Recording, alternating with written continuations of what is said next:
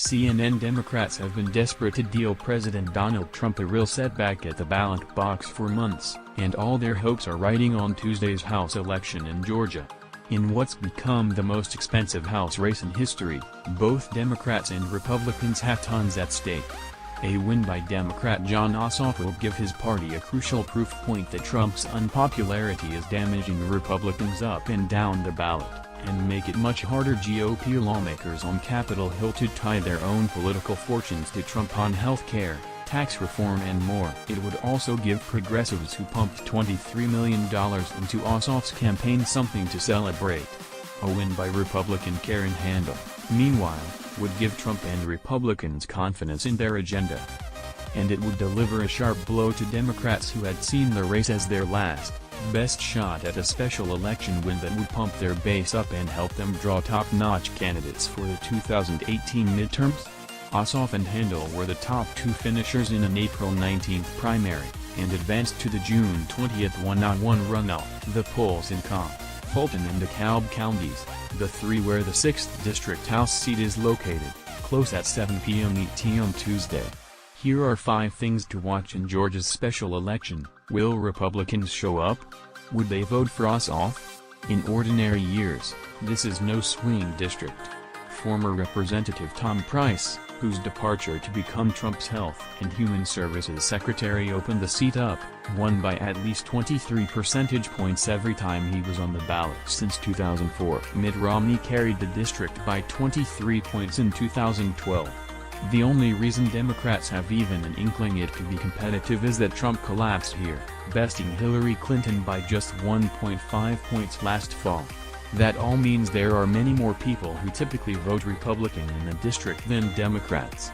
It's created a rare scenario where the huge early vote turnout, 140,000 people have already cast their ballots, including 36,000 who didn't vote at all in the April primary, could actually benefit Republicans. The question is whether these scores of what have historically been reliably GOP voters are separating this race from their distaste for Trump and sticking with Handel, or have been turned off more broadly by the Republican brand under Trump and are willing to back Ossoff.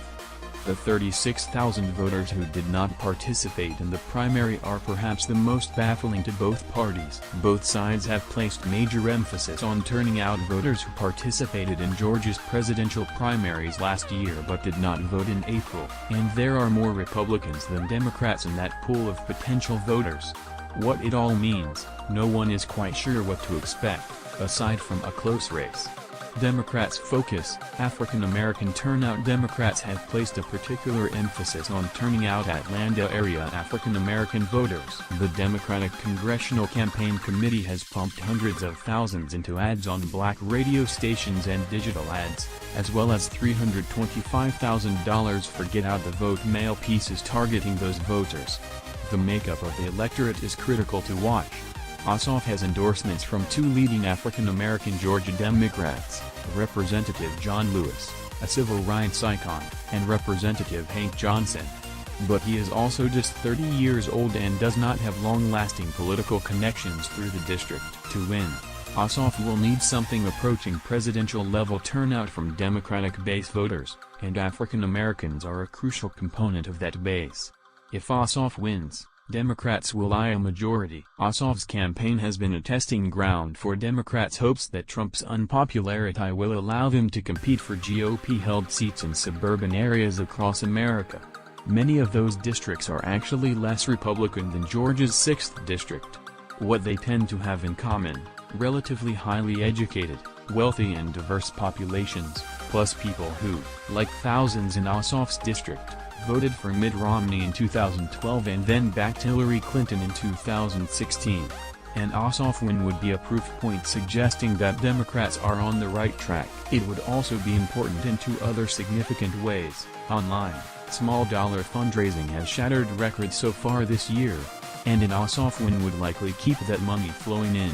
And Democrats are deep into recruiting their crop of challengers for GOP seats in 2018. An Ossoff victory could embolden more top prospects to jump in. If Handel wins, House GOP leaders can breathe easy. The outcome of Georgia's contest is likely to become a prism through which congressional Republicans view Trump. A reality with major policy and political implications. A spate of retirements from nervous incumbents who lack the stomach for a bitter re-election battle could be avoidable. A handle victory could show worried party members, particularly those in suburban districts that Democrats are targeting, that they can still rely on a strategy of turning out their base in Republican-leaning districts, even if Trump is unpopular there. She'll have even helped write the playbook, after relentlessly working to tie Ossoff to Nancy Pelosi and hitting him on national security. It would also make life easier for congressional GOP leadership, which can't afford to shed many votes from nervous members if it is to advance tax reform and health care legislation in the coming months. But make no mistake, Republicans are closely watching the results to see just how much of a drag Trump is on handle. Even a razor's edge win in a district where GOP congressional candidates typically top 60% would be a stark reminder of the wave potential of the 2018 midterms. After all, 71 incumbent Republicans sit in districts that are, per the Cook Political Report's partisan voter index, less GOP-leaning than Georgia's 6th district. A clear handle win could show Republican lawmakers that there's no need to distance themselves from Trump, but anything short of that could send them scurrying from the president. Was Ossoff too liberal or too moderate? Ossoff became a fundraising phenomenon because he represented progressives' best chance of swiping a House seat from Republicans early in the Trump presidency. He raised more than $23 million that way. But if you watch Ossoff on the campaign trail or in TV ads, you'd never know it. Through the campaign, Ossoff was hesitant to even say Trump's name. Instead, he sold himself as a moderate who would happily work across the aisle, who fretted about deficit spending and who wasn't even sure he'd vote for Pelosi for House Speaker. This reality has Senator Bernie Sanders' liberal wing of the party concerned that the Democratic establishment is recruiting and running too many moderates, and the establishment worried that Sanders' insurgency could view a loss as proof the party needs to embrace a much more aggressive, populist, Sanders-like message. Sanders himself fed this narrative when he pointedly answered, "I don't know," when the Wall Street Journal asked him this spring whether Ossoff is a progressive. "Some Democrats are progressive, and some Democrats are not," Sanders said, though he later clarified that he does support Ossoff. This could worsen tensions that already exist between the Sanders-aligned left, which fumed over the Democratic Congressional Campaign Committee's refusal to spend heavily on races in Kansas and Montana, and the DCCC,